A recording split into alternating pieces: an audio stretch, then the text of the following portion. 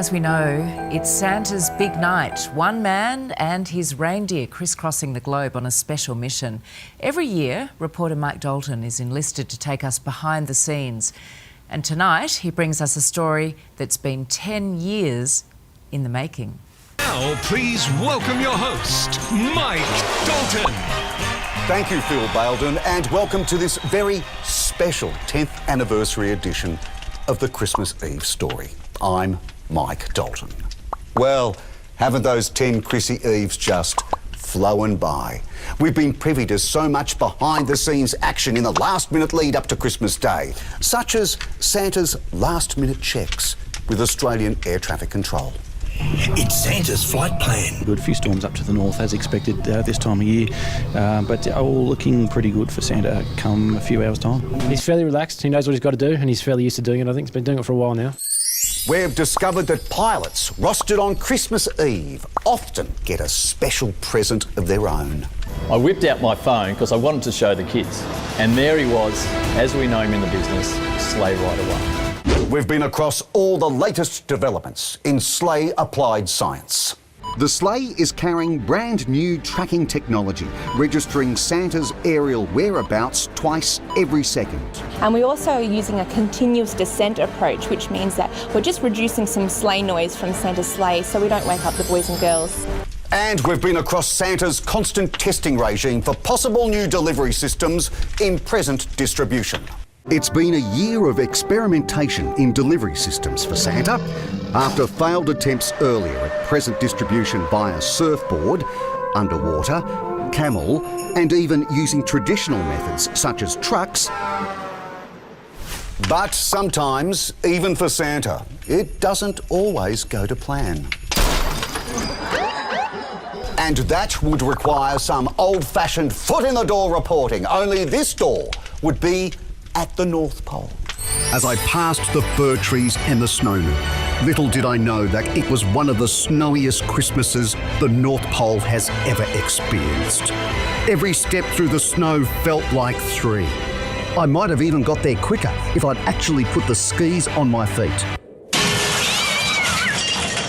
But as always, everything was hunky-dory. Just let Sleigh Rider 1 know that we'll talk to him when he's over our skies. One time that was not so hunky-dory was when COVID crossed the world and locked us all down. It was tough on Santa too. And at one stage, when money became tight to pay the elves, Santa was lured to Hollywood to star in a controversial American reality show. Get him, Santa! Santa is filmed on location with a man in red who spreads love, joy, and justice. All suspects are innocent until proven guilty in a court of law. But we asked the tough questions that every kid in lockdown wanted to know. Well, what assurances can you give kids that Santa Claus and his 9 reindeer, being Rudolph, Dasher, Prancer, Dancer, Vixen, Cupid, Comet, Donner and Blitzen, will be allowed to pass quarantine procedures currently in place, and particularly so in areas currently under lockdown, so he may deliver wonderful gifts and toys to those who've been nice, not naughty? I can confirm that our authorities have been in direct contact with Santa Claus and his people. With each Chrissy Eve story, we get thousands of letters from kids right around the country wanting to know more. Here's one from little Lester Carbuncle of Melbourne, and he writes, Given how long Santa's been delivering presents, how does he keep fit? That's a great question, Lester. Well, in recent years, Santa has been concentrating on his match fitness, and he brought in some local coaching advice. Let's watch.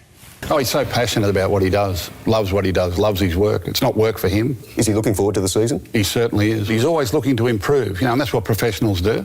Young Otto von Zeppelin from Sydney writes, Is Santa's beard real? Let's watch. Yeah, Mike, it's real. Beard, check. And sweet little Clarissa Crabapple of Upper Cumbukta West writes, Dear Mike, what are some of Santa's favourite things? Well, Clarissa, we did. Favourite food? Duck pancakes. Favourite drink? Oh, piccolo latte. Favourite music? Oh, Christmas carols, of course. In the off-season? 70s heavy metal rock. And after years of reporting on Santa's movements around the world, our viewers and I got the exclusive chance to go behind the tinsel at the North Pole. I noticed something magical and Christmassy happening. I'm a cartoon! In the workshop, there are painters, woodworkers, seamstresses and assemblers.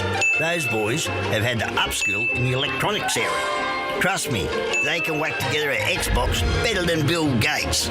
Mind you, heading back the other way is a bit of an adventure too.